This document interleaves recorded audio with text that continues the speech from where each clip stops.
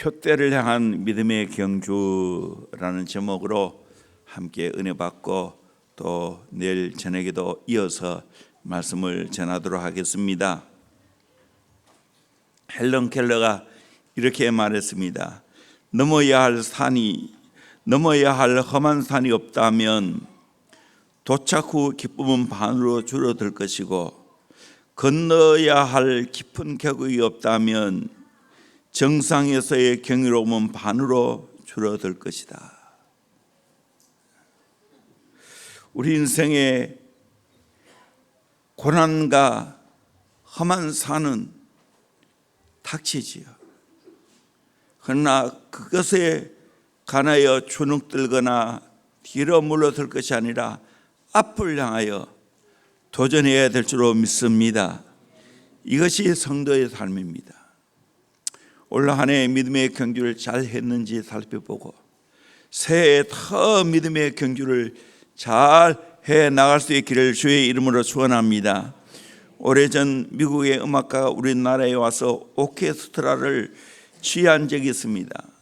음악회가 끝난 후 신문 기자들이 노 음악가를 따라다니면서 여러 가지 질문한 중에 당신은 연세가 어떻게 됩니까?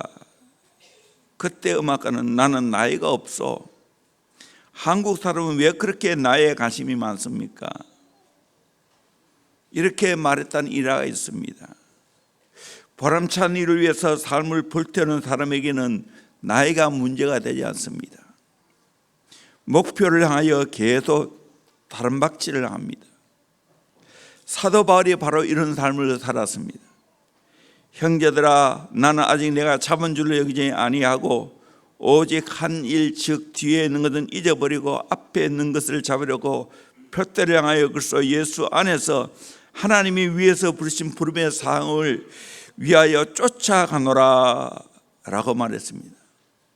쫓아간다. 표대를 향하여 달려간다 라고 말하고 있습니다. 제가 어제 수요일도 말씀을 전했죠. 순교 직전에 기록한 디모데후서 4장 6절에서 8절 한 번 더 읽어볼까요? 같이 읽겠습니다. 시작. 전제와 같이 내가 벌써 부어지고 나의 떠날 시각이 가까웠도다. 나는 선한 싸움을 싸우고 나의 달려갈 길을 마치고 믿음을 지켰으니 이제 후로는 나를 위하여 의의 면류관이 예비되었으므로 주 곧 의로우신 재판장이 그날에 내게 주실 것이며 내게만 아니라 주의 나타나심을 사모하는 모든 자에게도니라. 아멘. 저는 최고로 멋있는 신앙 고백이라고 생각합니다. 저도 이렇게 마지막에 하나님께 고백했으면 좋겠어요. 현재 전제와 같이 벌써 부어지고 나는 이제 떠날 시각이 가까웠다. 지금까지 과거 선한 싸움을 잘 싸웠고 달려갈 길을 잘 달려갔고 믿음을 지켰다고, 그리고 미래 이제 후로는 나를 위하여 의의 면류관이 예비되어 있다고, 의로운 재판장이 그날에 내게 주실 것이고 주의 나타나심을 사모하는 모든 자에게도 주실 것을 말씀하고 있습니다. 바울이 어떻게 믿음의 경주를 잘 했는가 살펴보기를 원합니다. 첫째는 예수 그리스도께 붙잡힌 바 된 것을 계속 잡으려고 달려가야 됩니다. 오늘 12절 내가 이미 얻었다 함도 아니요 온전히 이루었다 함도 아니라, 만족하지 않는다는 거예요. 확실히 얻었던 것도 아니고 이루었다 하는 것도 아니라는 거예요. 오직 내가 그리스도 예수께 잡힌 바 된 것을 잡으려고 달려가노라.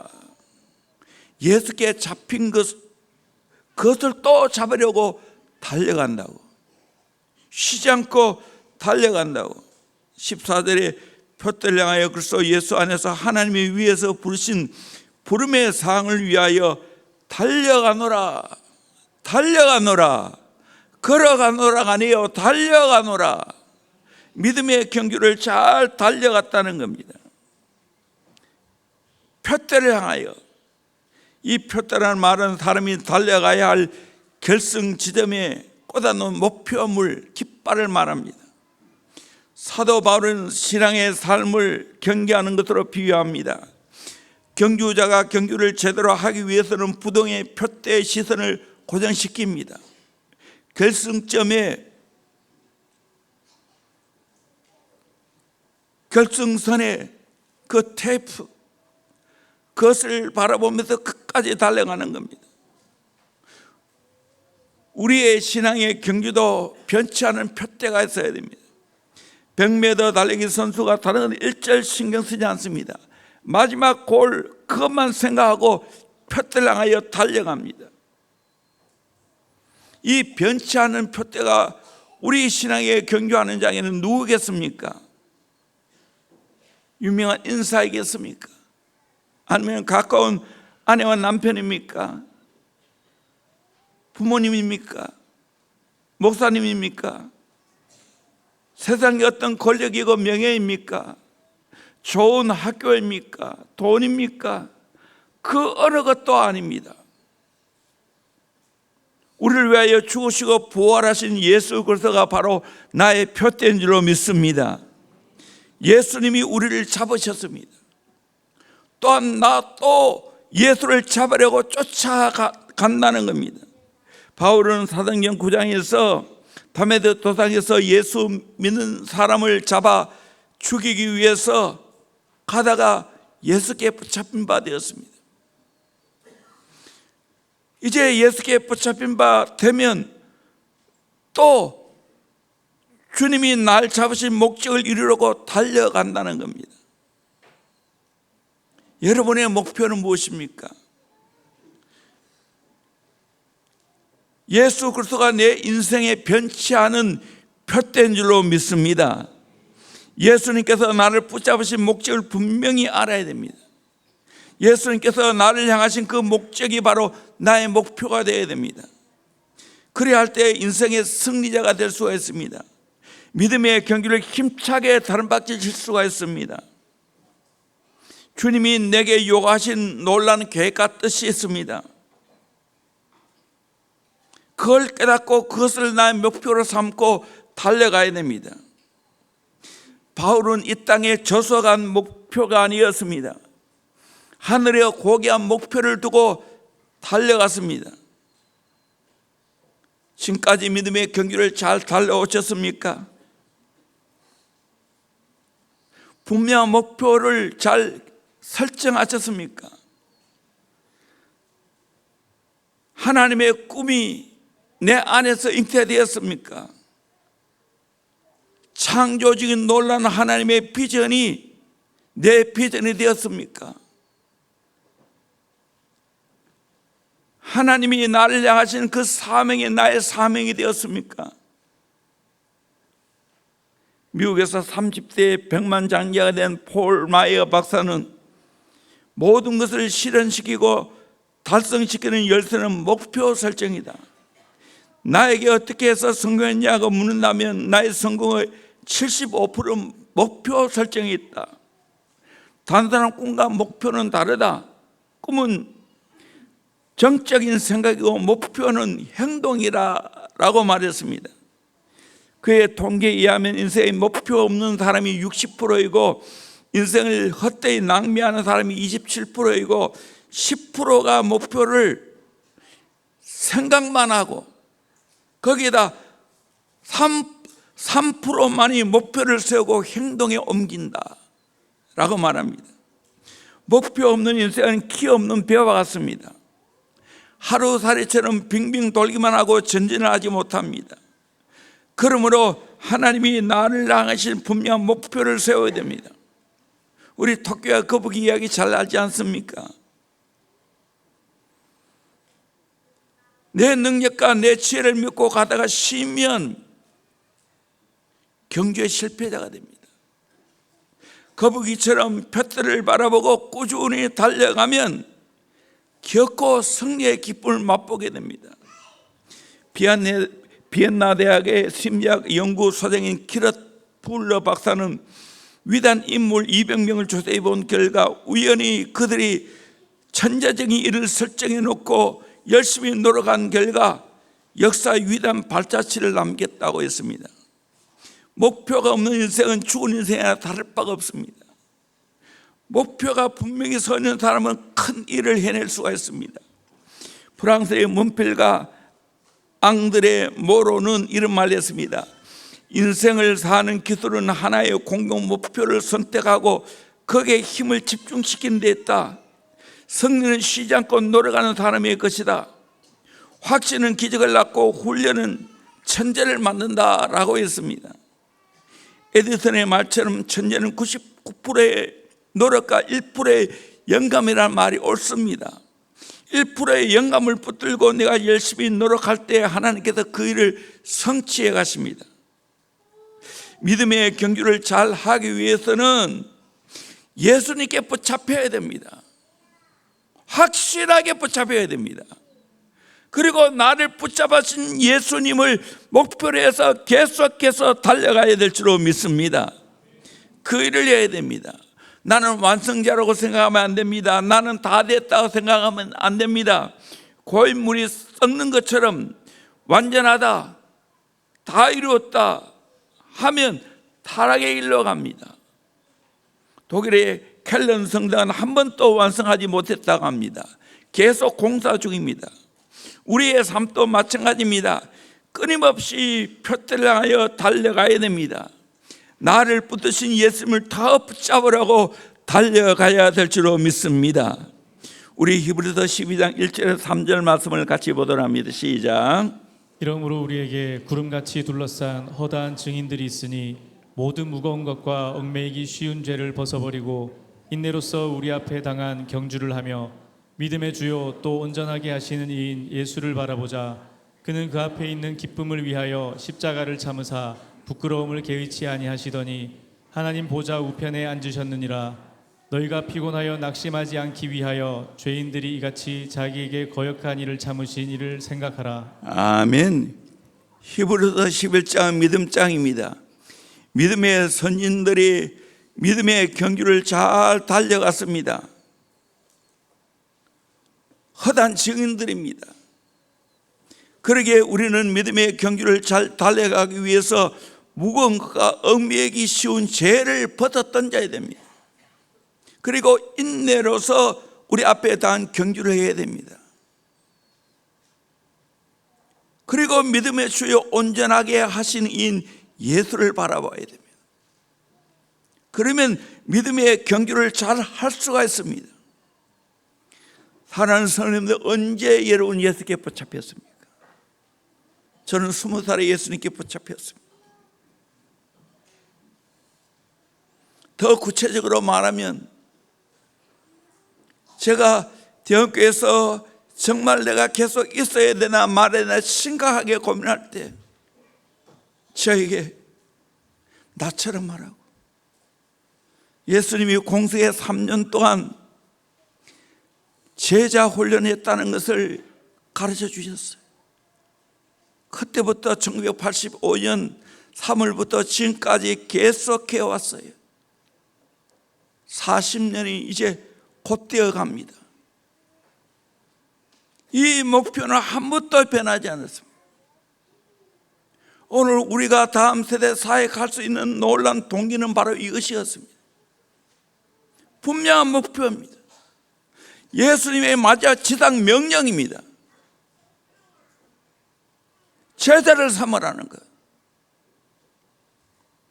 주님 나라 갈 때까지 저는 이 목표가 변하지 않게 될 줄로 믿습니다. 저와 여러분이 다 이 목표에 함께 동일하게 하나 되어서 가질 수 있기를 주의 이름으로 축원합니다. 가정에서 예수의 제자를 키워야 될 줄로 믿습니다. 우리 교회가 다음 세대를 키워야 될 줄로 믿습니다. 아멘. 오늘 제가 어떤 모임을 참석했는데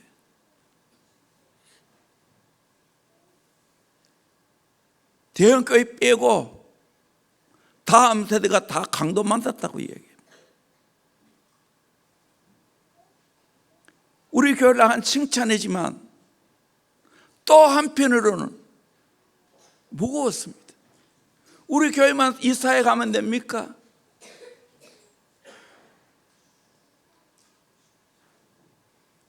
많은 교회마다 다음 세대를 이야기합니다. 그러나 정작 다음 세대를 위해서 할 수 있는 게 별로 없어요. 주일날 청소년 예배밖에 안 드립니다.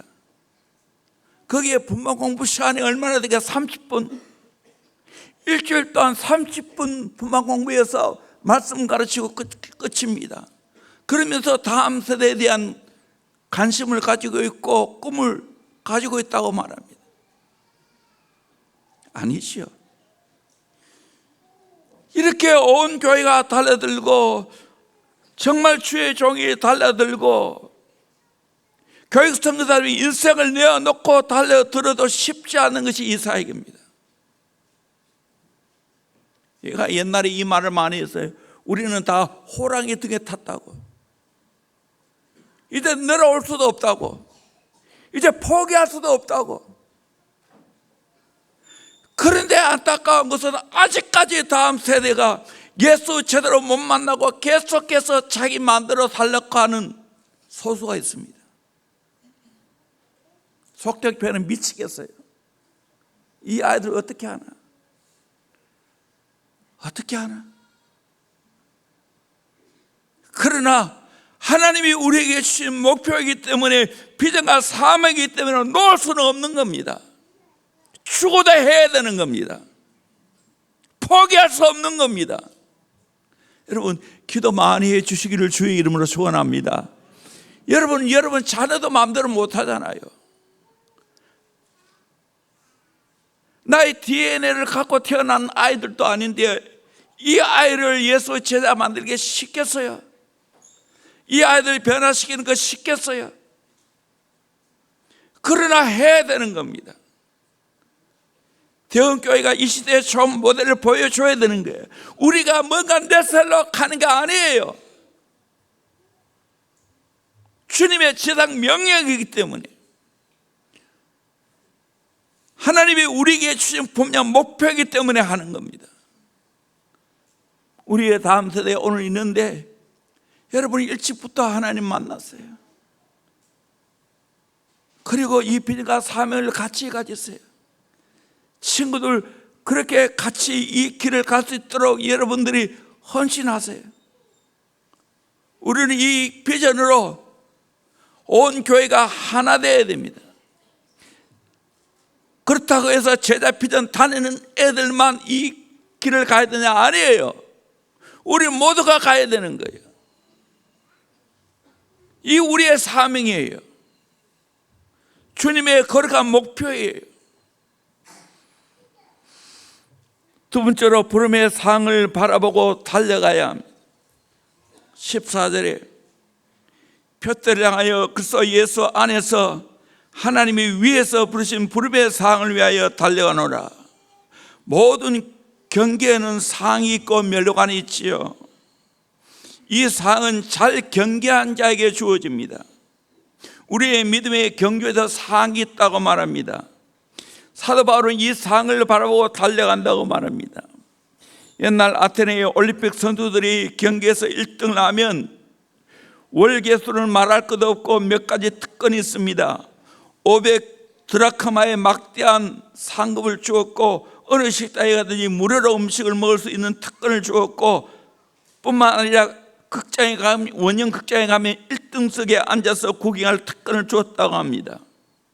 오늘날 또 올림픽에 가서 금메달을 따면 상이 있지 않습니까? 영예가 있고 상급도 엄청납니다. 이처럼 우리의 믿음의 경주에도 큰 상급이 있다고, 끝까지 믿음의 경주를 잘 달려가야 된다고 말합니다. 사도 바울은 로마서 8장 18절에 생각하건대 현재의 고난은 장차 우리에게 나타날 영광과 비교할 수 없느니라. 장차 우리에게 나타날 영광은 너무 어마어마한 줄로 믿습니다. 내가 믿음의 경주를 하면서 당하는 고난은 아무것도 아니라는 거예요. 우리는 주님 오신 날까지 이 상을 바라보고 달려가야 됩니다. 뿐만 아니라 내 사랑하는 자들과 우리의 다음 세대가 이 상을 받도록 비전을 제시하고 사명을 주어야 됩니다. 옛날 아프리카 인디언들에게 구전되어 내려온 이야기가 있습니다. 어느 부족의 추장이 병들어 눕게 되자 어느 날 추장은 평소 자기가 아끼던 젊은 무사들 중에 세 사람을 불러 다음같이 말했습니다. 자네들 세 사람은 지금까지 저 멀리 보이는 저 높은 산을 향하여 오르게, 힘이 다 지날 때까지 오르게, 그리고 거기서 무엇이든 표적을 하나씩 가지고 내려오게, 내가 상을 후히 주겠네. 추장의 말이 떨어지자마자 세 사람의 젊은 무사는 산을 향하여 오르기 시작합니다. 서로 앞서거니 뒤서거니 하며 오르다가 산 중턱에서부터는 각각 흩어져 산을 타기 시작합니다. 해가 서산에 지고 있을 무렵 한 사람의 무사가 기진맥진한 모습을 가지고 추장 앞에 나타나 숨을 헐떡이면서 품속에 고이 간직한 한 송이 꽃을 추장 앞에 내려놓습니다. 이 꽃은 정상 가까이에 어느 바위 끝에 있었는데 그 꽃을 꺾기 위해 모험을 한 모험남을 추장 앞에 내려놓았습니다. 그렇게 하고 있을 또 한 사람의 무사가 나타나 먼저 무사를 비웃기나 하듯이, 추장님, 저는 저 꽃이 있는 곳을 훨씬 지나 큰 바위에 붙어있는 이 청태를 가지고 왔습니다.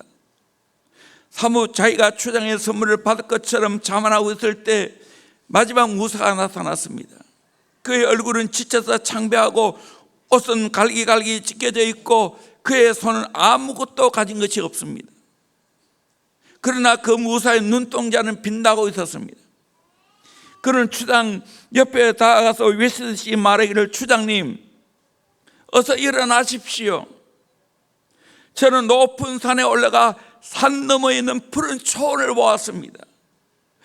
그곳은 풍성한 초원이 있고 넘치는 강물이 있었습니다. 추장님, 우리 부족이 살기에 안성맞춤의 낙원이었습니다. 추장님, 일어나십시오. 그리고 우리 부족을 그곳으로 인도하십시오. 그 말을 들은 추장은 눈빛이 빛났고 그리고 천천히 이야기를 합니다. 자, 이 부족을 자네에게 맡기네. 어서 이 부족을 자네가 인도하게. 이 말을 마치자 추장은 숨을 거두었습니다.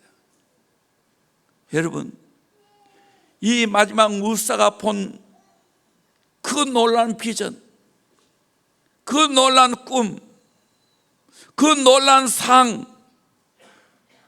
바라봤습니까? 가지고 있습니까? 우리의 자녀들에게 반드시 이렇게 살아야 돼. 우리의 다음 세대에 반드시 이렇게 살아야 돼 하는 하나님 주시는 놀라운 꿈을 갖고 있습니까? 이 꿈을 갖고 있는 사람은 쉴 수 없습니다. 믿음의 경주를 계속해 나갑니다. 부족하지만 하나님이 저에게 이 놀라운 꿈을 주셨습니다. 이 비전을 주셨습니다. 내 인생에 가장 암울할 때 세월이 흘러 하나님이 이 대형교회를 허락해 주셨고 많은 동역자가 세워졌습니다. 함께 이 꿈을 꾸고 함께 이것을 향해 달려갑니다.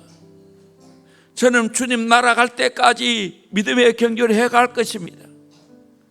또 앞으로 저를 이어서 많은 목회자들, 우리 많은 평기도 지도자들, 또 우리 많은 목자 목녀님들, 우리 교사님들, 교육선교사님들 함께 이 꿈을 꾸고 이렇게 믿음으로 달려가면 하나님의 큰 상급이 있다는 걸 생각하고 도전해야 되지 않겠습니까? 톨스토이 유명한 소설 중에 바보 이반이라는 책이 있습니다. 이 책에 보면 누가 제일 높은 상급을 받느냐, 재물이 많은 부자인가, 높은 지위를 얻은 사람인가? 아니라는 겁니다. 일을 많이 해서 손에 굳은 살이 베끼는 사람이라고 했습니다. 마지막 날 누가 하늘의 상급을 차지합니까? 열심히 돈을 많이 번 사람입니까? 명예를 추구하고 그 명예를 얻은 사람입니까? 대단한 권력을 가진 사람입니까?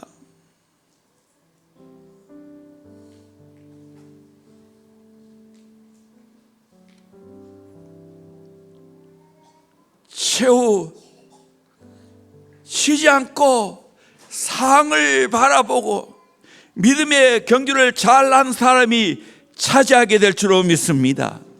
여러분, 정말 우리 함께 이 길을 가기를 주의 이름으로 축원합니다. 믿음의 경주를 잘 달려가기를 주의 이름으로 축원합니다. 저는 소망합니다. 우리가 키운 우리의 다음 세대들이 세계가 대응을 부를 때 잘 준비해서 잘 무장해서 파송받고 나갈 수 있기를 소망합니다. 하나님이 은혜로 통일 한국이 열릴 때 달려갈 수 있기를 소망합니다. 그것이 상급입니다. 무엇 때문에 우리가 열심히 합니까? 얼마 전에 제 동생에게 전화가 왔어요.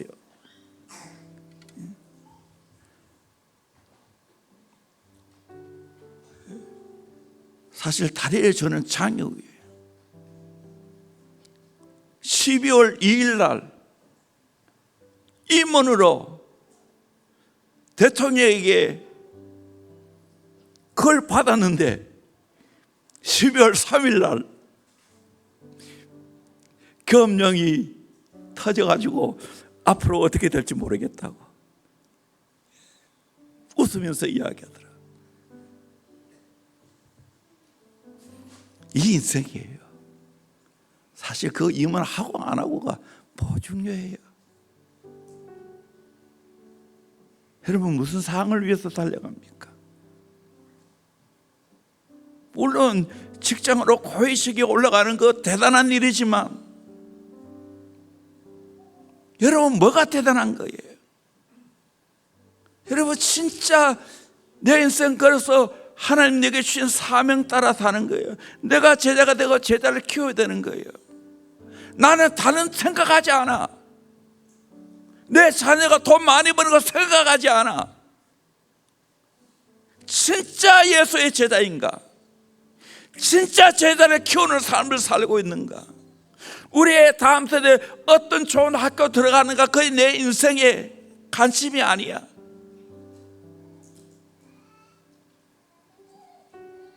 오직 관심은 이 아이가 예수의 제자로 잘 성장해서 하나님 나라를 꿈꾸고 믿음의 경주를 잘 달려가는 모습을 보고 싶습니다. 쉬지 않고 달려가는 모습을 보고 싶습니다. 우리 대형교회 정말 잘 달려왔어요. 우리 교회를 아는 사람은 다 부러워해요. 어찌 이렇게 다음 세대가 이렇게 많냐고. 나도 놀랐어요. 이 탈날 보고.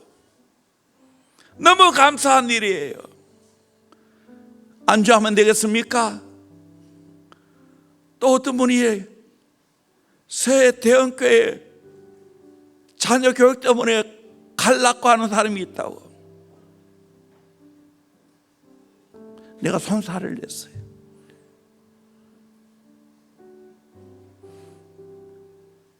그게 중요한 게 아니에요. 진짜 대형교회에 살아가는 여러분들, 믿음의 경주를 잘 달려가고 있습니까? 내 인생 예수께 걸었습니까? 예수께 붙잡혔습니까? 그리고 나의 소망은 더 예수 알기를 원하고, 더 예수께 붙잡히기를 원하고, 그리고 하나님 내게 주신 상을 바라보면서 믿음의 경주를 잘 달려가고 있습니까? 하나님의 은혜 가운데 돌아보니까 몇 다니는데 끝까지 내 일을 뭉붓게 하다가 보니까 하나하나 다 하나님이 이루어 주셨어요. 계획하고 진행한 거 하나도 없어요. 그저 한 걸음 한 걸음 믿음의 경주를 해왔는데 하나님이 이렇게 해주셨어요. 감사할 뿐이에요. 그러나 우리는 이제는 안주할 수 없어요. 위로의 영계에 갇혀 있을 수가 없어요.